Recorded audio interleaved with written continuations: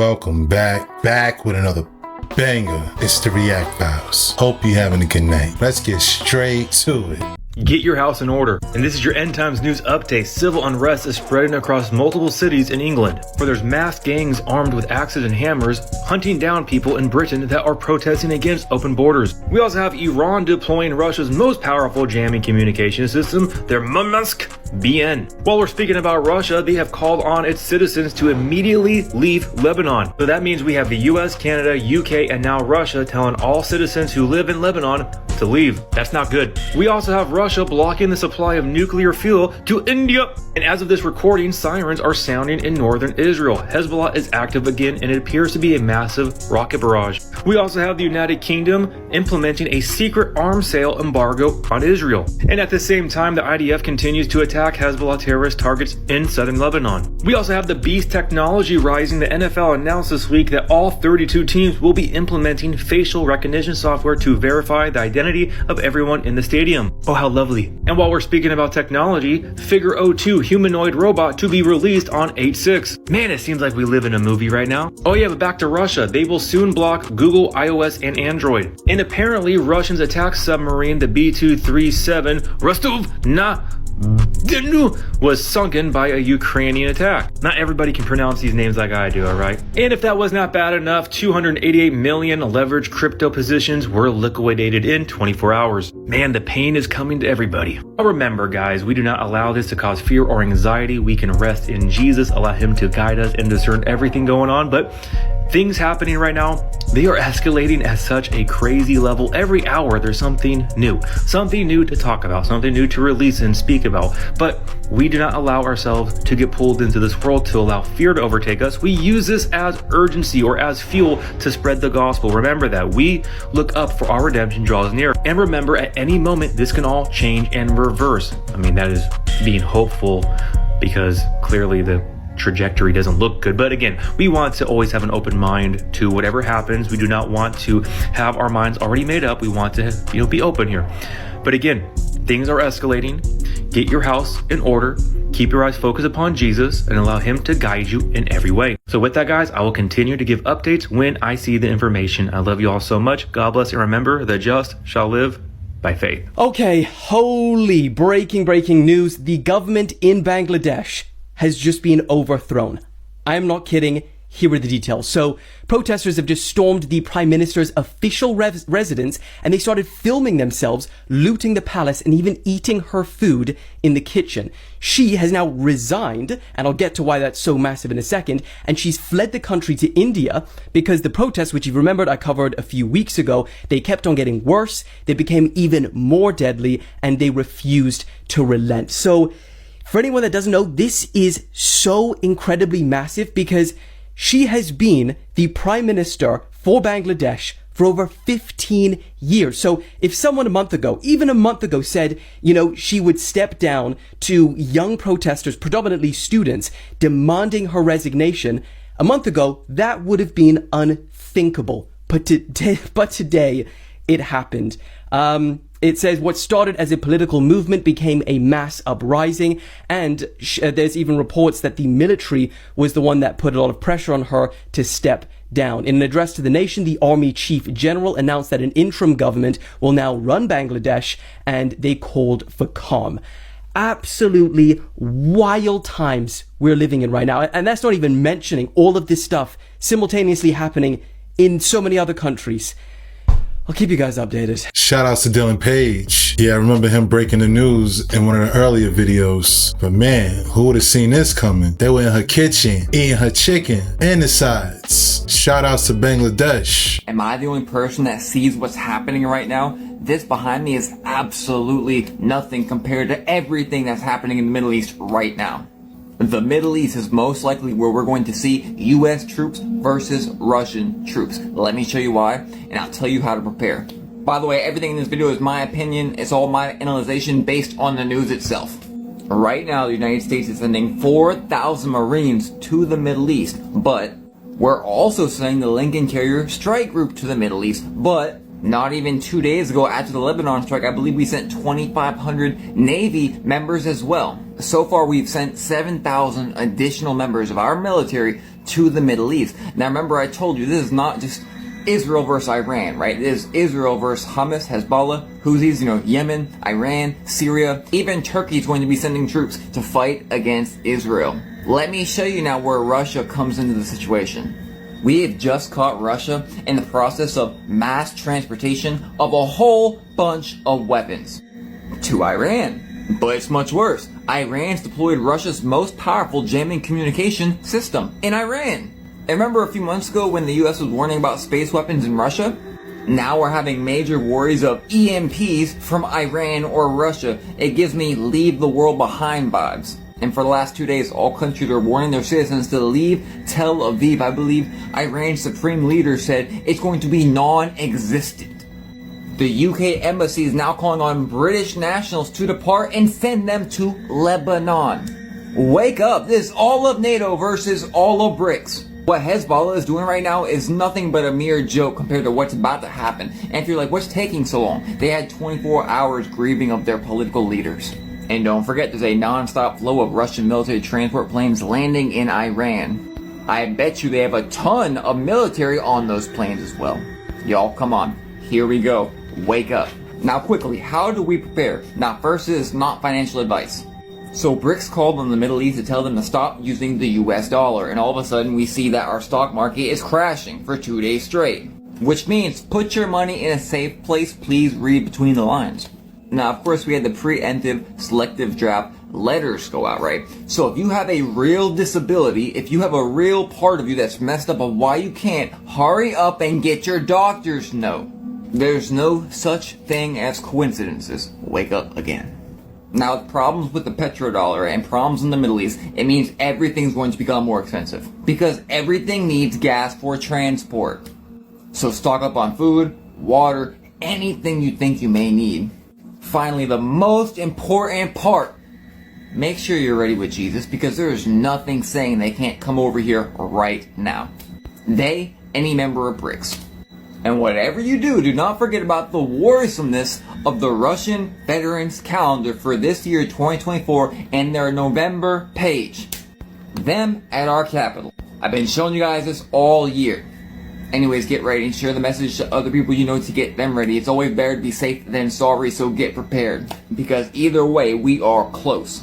Shoutouts to Inspired by the King. Gotta give him credit. He's been showing that Russian calendar for a few months now. It's crazy how the stock market right now is on the dip. That and Bitcoin. Everything is crashing and burning. End Times news update, crypto has collapsed with Ethereum down 21% in 5 minutes and Bitcoin is down 11%. That's not surprising with crypto, but it's not just crypto that's collapsing. Japan's stock market is now down 12% over the last 5 days and officially is in a bear market territory. The index has now given up all of its 2024 gains in just 3 weeks. Circuit breakers are being triggered already. And this is causing absolute chaos in Japan because the stocks are on track for the biggest decline in more than 8 years after they already suffered their biggest decline in 8 years last Friday. This panic is spreading. Korea suspends program selling. South Korea halts sell orders for program trading. This is not isolated to Asia. This is affecting all the markets. Magnificent Seven stocks erased nearly 500 billion of market cap in overnight trading. Apple is down currently 7% as markets open for first time since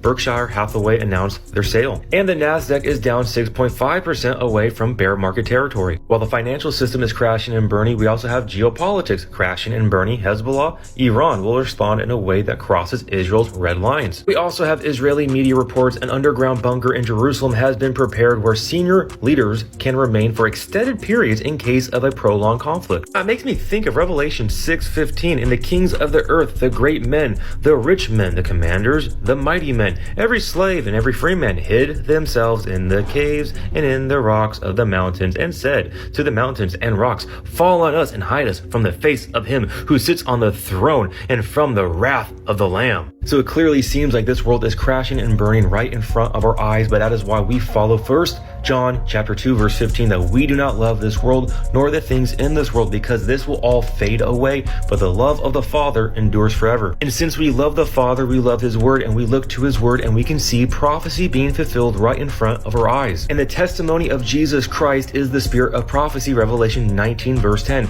So we look to this to then have our heads Look up, for our redemption draws near. So stay encouraged out there, abide in Christ, keep your eyes focused upon Him, and allow Him to discern everything going on right now, especially with all the deception, guys. Love you all so much. God bless, and remember, the just shall live by faith. Shout outs to the shepherd for the king with the end time updates. That's crazy how they creating that bunker, and it's crazy how he showed the verse to go with it. But yeah, man, the stock market, Bitcoin and all this stuff starting to drop. I'm wondering if it's a sign of things to come. Africa's most populated country is on fire right now. Huge nationwide protests have broken out in Nigeria, and they're being referred to as hunger or hardship protests. This is because recently a brutal combination of unprecedented fuel prices, high food inflation, rising electricity costs, and a collapse of the value of the naira has all resulted in one of the worst cost of living crises for decades. You see, Nigeria has a stark contrast where it has some of the world's poorest people, but then is also one of the continent's top oil producers and pay their government officials some of the highest wages in Africa. Last year, for example, when they approved millions of dollars on a presidential yacht and SUVs for lawmakers. Some protesters believe that this contrast exists because of poor government decisions and corruption. All of this anger and frustration unfortunately resulted in violent clashes between police and protesters, which has so far ended the lives of at least 9 people and nearly 700 have been arrested. The president, who actually won by the smallest margin of any Nigerian president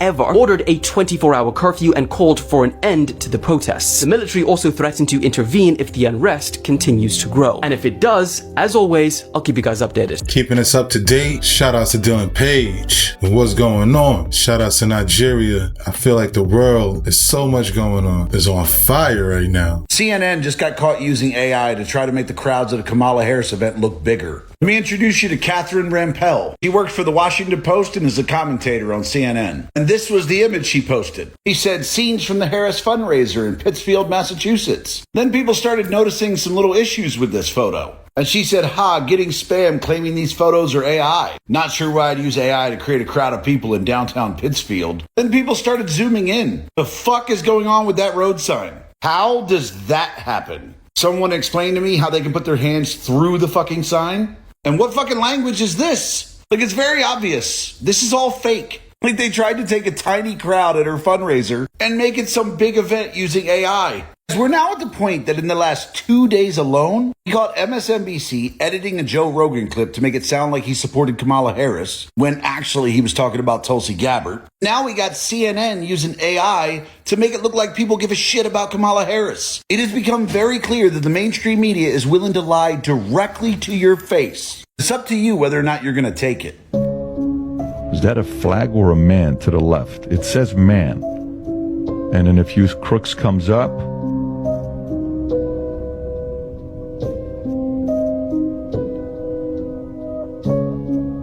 oh, dead. Whoa.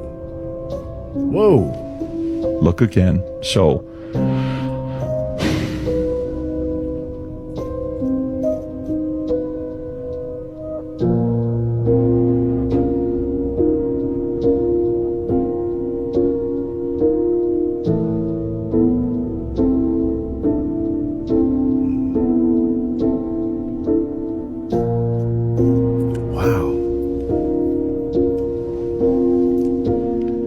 yeah, that right there shows that's a sudden move. Wow. This just came out. Boom. And by the way, they're saying this is 2 or 3 minutes before him getting shot. Shout outs to the PBD podcast. Yo, I never seen this footage before. I'm even more confused now with them saying it's supposed to be 2 to 3 minutes before everything happened. What is going on? 7 days after an American woman was found chained to a tree, screaming, many questions still remain unanswered. 50-year-old Lalita Kai Kumar was found by shepherds who alerted police to her location before being rushed to hospital. She was found with a copy of her passport, a phone, a tablet, and around $370 in rupees with her, ruling out theft as a motive. Mrs. Kumar claims she suffered extreme psychosis but is now taking medication. It has also been confirmed that her condition is stable. Police are currently unable to verify any of Lalita's claims but are now looking for her husband, who she says was the one that abandoned her. They're going to absolutely decimate Israel. They are saying Iranian news played this. And I'll show you it again when I'm not right in front of it. Y'all, we've been just like sitting, waiting for this to go down. Everything that's happening in Israel right now, it's nothing. It's so bad. Not only that, but now we have Iran coming out saying that they have nuclear weapons. It makes me wonder about the Samson option with Israel, which basically says that in the need be event they have to use it, they will completely wipe out the entire world with their nuclear arsenal. Look it up. If you subscribe to mainstream eschatology, it says that in these days, 2/3 of Israelis will be wiped out and 1/3 turn to the Lord after every single country in the world is surrounding them and against them. And if you subscribe to alternative eschatology and you think they're just recreating Revelation, know the same exact thing will happen. Also, this is West Bank near Joseph's tomb. Know that regardless where you sit eschatology-wise, we are in some prophetic and Bible end times days regardless. This is bigger than Israel. This is the entire world. Shout outs to Inspired by the King. Somebody tell Rockstar hurry up. It's like the world is going to shit before GTA 6. Everyone needs to know about the anti-immigration riots happening in England right now, because this is the kind of situation that spreads rapidly. You see, what started in one small city in response to a horrific tragedy has now spread across the country, including to large cities like Liverpool, Hull, Bristol, Manchester, Stoke-on-Trent, Blackpool, and Belfast. Now, not all of these protests turned violent, but the ones that did were bad. Objects were thrown, shops were looted, police were attacked. An Islamic stand handing out Qurans in Liverpool was torn down, and vehicles were set on fire. And if all of that wasn't bad enough, here's the worrying part, because you have people seeing these videos of this horrific violence online and then supporting it. Because keep in mind, these riots were, yes, triggered by one event, but deep down they are actually a product of a highly controversial topic, immigration, that has been intensifying for a while now, not just in England, but in countries around the world. And because of that, we're now also seeing pro-immigration counter-protests igniting as well, which has resulted in violent clashes between these two groups. Either way you look at it, we are now seeing a super polarizing topic that was initially fueled by rapidly spread false information and extreme opinions online, now spilling out into the real world in front of our eyes. So the question is, how do we solve this, and do things get better or worse from here? Great question. I ain't the one with the answer, but shout outs to Dylan Paige. Shout outs to the UK. All of the birds died in 1986 due to Reagan killing them and replacing them with spies that are now watching us. The birds work for the bourgeoisie. Yeah, that's crazy, but I'm not surprised. I heard the same thing about pigeons. At least these look nicer. Hi, Stephen. How are you? Hey, how's it going? Good. I do want to let you know that the company has decided to end your employment with us effective immediately. Although you did submit a 2 weeks notice, we appreciate it, but our company does not have to honor that. So with that, we are ending your working relationship with us today. So what I would like for you to do, Stephen, is please log out of all company accounts and systems right away. So we will also need you to return any company property that you have, such as your equipment. And what we'll do is we'll follow up with instructions on how to return these items and details about your final paychecks and any other benefits that you may be entitled to at this time. So, Stephen, I know this is not information that you're wanting to hear, but I do want to thank you at least for your contributions. Hey, excuse me, but I just put that 2 weeks notice in today. I sent it over to my team lead. Understood. And we did advise your team lead as well that we don't have to honor it. We don't. So with that, we're going to go ahead and end your employment with us effective immediately.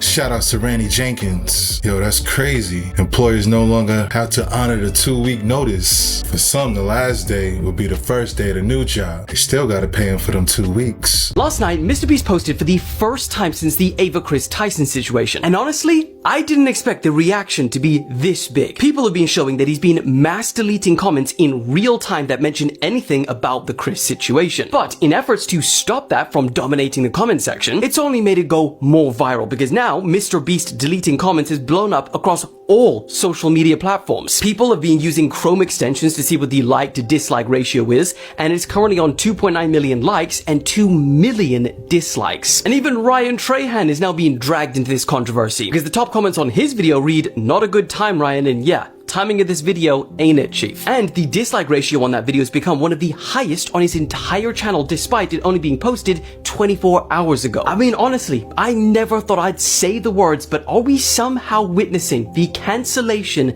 of Mr. Beast? Or will this controversy only make him bigger? Shout outs to Dylan Paige. That's crazy. I think we all was wondering what that ratio would be. It's pretty shocking. Less than 100 people on this planet control 8 billion people. Less than 100 people run the lives of 8 billion people worldwide. They know what you smell, eat, taste, touch, hear, think, and they control everything you do, where you can go, where you can't go. And so for us to take back control of this planet, we need to know this ancient information. We need to know what happened in the past so we can make a better future, because the past is prologue. We can't take control of this planet until that happens. And so to answer your question is this: once people understand this fundamentally, the true reality is we'll take back control of our planet. These beings, they don't land and walk around. They're waiting for us to grow up. I think that the ones that had subjugated us have been long gone after a last pyramid war that happened about 5,000 years ago. And the ones that are looking at us now, that we see these UFOs, UAPs flying around, not all of them are there, some are ours.